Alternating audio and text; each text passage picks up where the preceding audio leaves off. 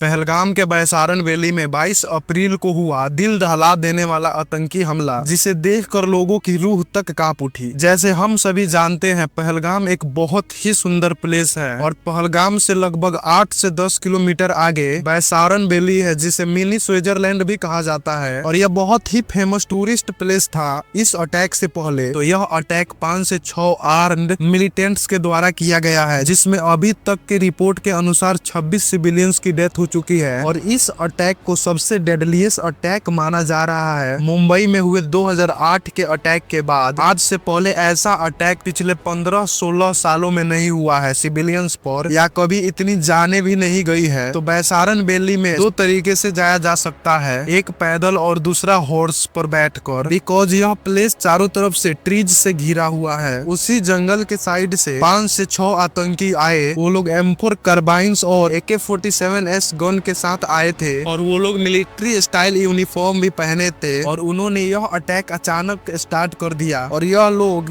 एक मकसद से आए थे कि मेनली हिंदूज को ही टारगेट करना है, और रिजल्ट भी वही है। लगभग पूरे विक्टिम्स हिंदू ही है। और ये लोग टूरिस्ट से पहले उनका रिलीजन पूछ रहे थे, उसके बाद शूट कर रहे थे। एक कॉमन चीज है कि वो लोग केवल मेंस को ही टारगेट कर रहे थे। और कुछ टूरिस्ट बता रहे हैं कि वो लोग टूरिस्ट को शूट करने से पहले उनसे कलमा पूछ रहे थे, और जो लोग बताने में असफल हो रहे थे उन्हें शूट कर रहे थे। और अश्वरी जगदले, जिन्होंने इस अटैक में अपने पिता और अपने अंकल को खो दिया, उनका कहना है कि वो और उनकी फैमिली टेंट में थी और दूसरे टूरिस्ट भी थे। तभी शूटिंग स्टार्ट हो गया और जब भगदड़ मचा, तब तक अश्वरी और उनके फैमिली जिस टेंट में थी उस टेंट में आतंकवादी पहुंच गए। उसके बाद अश्वरी बताती है कि उन्होंने उनके पिता से इस्लामिक वर्ष कलमा सुनाने को कहा, जिसके चलते आतंकियों ने उनको 3 गोलियां मारी। और उनके बगल में अश्वरी के अंकल खड़े थे, उन पर भी 5 से 6 बुलेट फायर किया। और उसके साथ ही साथ आतंकी टूरिस्ट से उनके पैंट उतारने को बोल रहे थे, ताकि वह जान पाए कि वह हिंदू है या मुस्लिम। साथ ही साथ एक मुस्लिम विक्टिम भी है, जिन्हें पहलगाम अटैक का हीरो कहा जाए तो शायद गलत नहीं होगा। इनका नाम है सैयद आदिल हुसैन शाह। यह एक पोनी राइड ऑपरेटर थे। जब शूटिंग शुरू हुआ पहलगाम में, तो आदिल हुसैन ने अपनी जान की परवाह ना करते हुए उन्होंने एक आतंकवादी से उसके गन को छीनने की कोशिश करी, जिसके चलते आतंकवादियों ने इन पर 5 से 6 बुलेट फायर किया। वह बाकियों की तरह अलग रह सकते थे, बिकॉज आतंकवादी मुस्लिम्स पर अटैक नहीं कर रहे थे। तो बस यही आतंकवादी मुस्लिम और इन मुस्लिम्स में यह अंतर है, बिकॉज ये लोग हमारे मुस्लिम्स हैं। और कुछ न्यूज रिपोर्ट के अनुसार 20 से अधिक लोग अभी इंजर्ड हैं। ऐसे एक और विक्टिम है मंजूनाथ, जो अपने पत्नी पल्लवी और बेटे के साथ पहलगाम घूमने गए थे और टेररिस्ट ने फायरिंग शुरू किया और उनको 4 से 5 बुलेट मार डाले। तभी उनकी पत्नी ने कहा कि मुझे भी मार डालो, लेकिन उन आतंकियों ने कहा हम तुम्हें नहीं मारेंगे, तुम जाओ और अपने प्रधानमंत्री नरेंद्र मोदी से जाकर ये सब दृश्य जो देख रही हो वो सब बताओ। ऐसे ही एक और विक्टिम है सुशील, जिनसे आतंकवादियों ने कलमा बोलने को कहा, तो उन्होंने उनसे कहा कि मैं क्रिश्चियन हूँ। तो आतंकवादियों ने कहा तुम्हें पता है फलस्तीन राइट्स के बारे में। उसके बाद उन्हें शूट कर दिया और उन्होंने सेल्फी भी क्लिक किया उस विक्टिम के डेड बॉडी के साथ। इस टेरर अटैक में 26 सिविलियंस की जान गई, जिसमें से 24 टूरिस्ट थे और 1 लोकल थे, जबकि 20 से अधिक लोग इंजर्ड है। 26 में से 24 हिंदू थे,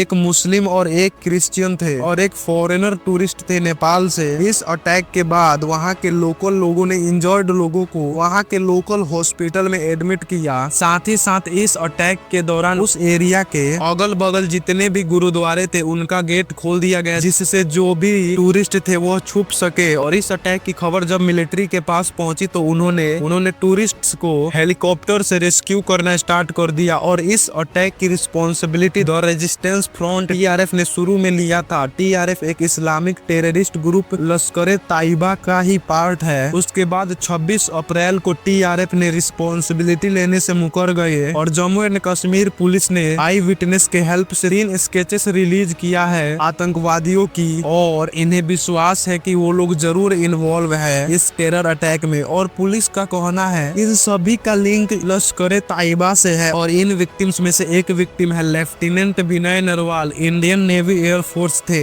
जस्ट वो 26 वर्ष के थे और उनकी शादी हुए सिर्फ 6 ही दिन हुआ था, और वो हनीमून मनाने के लिए बैसारन वैली गए थे। पर उन्हें क्या पता था कि यह आखिरी पल होगा उनका उनके बीबी के साथ। एक विक्टिम है मनीष रंजन बिहार के और यह काम करते हैं इंटेलिजेंस ब्यूरो में और उनका पोस्ट हैदराबाद में था और यह छुट्टी मनाने के लिए वहां गए थे, पर उन्हें क्या पता था कि वह उनकी आखिरी छुट्टी होगी। और जब भी इतना ज्यादा बड़ा हमला होता है तो कहीं ना कहीं इसके पीछे सिक्योरिटी फेलियर्स भी होता है। जैसे पहलगाम से वैसारन लगभग 7 से 10 किलोमीटर है, फिर भी सिक्योरिटी के लिए कोई भी पुलिस और आर्मी प्रिजनर नहीं थे और गवर्नमेंट आखिर क्या सोचकर इस 7 से 10 किलोमीटर के बीच एक भी पुलिस और आर्मी प्रिजनर को नहीं लगाए थे सिक्योरिटी के लिए। ये तो मेरे समझ से बाहर है कि यहाँ पर गवर्नमेंट की क्या सोच थी। यह ऐसा लग रहा है कि हम लोग रिप्ले देख रहे हैं पुलवामा अटैक का। जैसे गवर्नमेंट और इंटेलिजेंस रिपोर्ट जानते थे कि पाकिस्तानी टेररिस्ट प्लानिंग कर रहे हैं किसी तरह के अटैक का और उन आतंकियों ने कई वीडियो भी शेयर किए थे, पर फिर भी गवर्नमेंट ने सोल्जर्स को कॉन्वॉय में भेजा।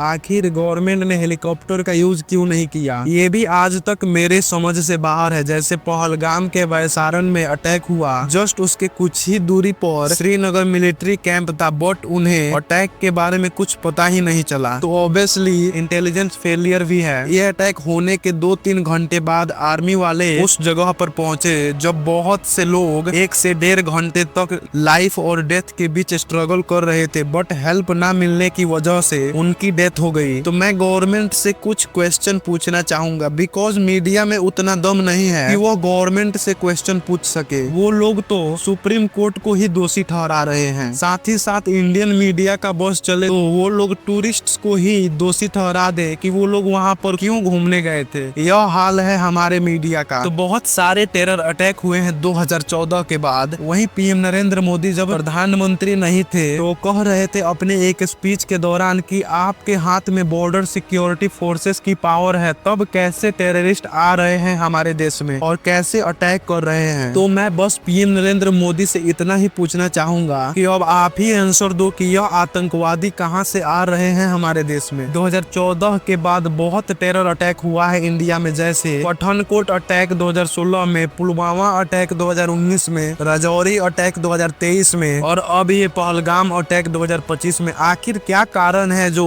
इतना अटैक हो रहा है? अगर आपके पास इनफ आर्म फोर्सेस नहीं है तो वैकेंसी निकालिए ताकि आपके पास एटलीस्ट इनफ आर्म फोर्स तो हो सके। लेकिन यहाँ तो दूसरा ही न्यूज सुनने को मिल रहा है कि गवर्नमेंट ने प्लान बना लिया है 3 करोड़ आर्म फोर्सेस को कट करने का ताकि पैसे बचाया जा सके। बस अब मैं इस डिसीजन पे कुछ नहीं कहूंगा। आप लोगों को जो कहना है कमेंट बॉक्स में जरूर बताना। और साथ ही साथ एक और चीज पर फोकस करना है कि यह टाइम बहुत ही टफ है हमारे लिए और हमारे देश के यूनिटी के लिए। यहाँ पर बहुत ऐसे लोग आएंगे जो मुस्लिम्स पर आरोप लगाएंगे। यह सही भी है, इस अटैक के पीछे मुस्लिम्स का हाथ है, पर इंडियन मुस्लिम्स का नहीं, वो पाकिस्तानी टेररिस्ट मुस्लिम का। तो अपने वालों को हेट क्यों करना। और बहुत सी जगहों से ऐसी खबर आ रही है Jammu and Kashmir Muslim students और आम लोगों को हैरास किया जा रहा है दूसरों के द्वारा। तो ऐसा मत करो, बिकॉज वो लोग टेररिस्ट नहीं है, वो लोग हमारे ब्रदर जैसे हैं। हमें जरूरत है अभी यूनिटी की, बिकॉज पाकिस्तान यूज कर रहा है British method, divide and rule वाला। पर कैसे? तो आतंकवादी जिन्होंने पहलगाम पर अटैक किया वो लोग क्यों कह रहे थे कलमा सुनाओ? क्योंकि उनको पता है इंडिया में हमेशा हिंदू मुस्लिम का सिचुएशन हाई टेंशन में रहता है और वो लोग इसका फायदा उठाना चाहते हैं कि हम लोगों के बीच लड़ाई शुरू हो जाए किसी तरह से। और कुछ पॉलिटिशियन और मीडिया एंकर इस सिचुएशन में ऐसे काम कर रहे हैं जैसे आग में घी काम करता है। तो अब यह हम पर डिपेंड करता है कि हम कैसे अपनी यूनिटी को मेंटेन करते हैं और इन टेररिस्ट के अगेंस्ट फाइट में अपने गवर्नमेंट का साथ कैसे देते हैं। तो आज की वीडियो को रखते हैं इतना ही और मिलते हैं ऐसे ही किसी इंपॉर्टेंट वीडियो। तब तक के लिए अपना ध्यान रखना। जय हिंद, जय भारत।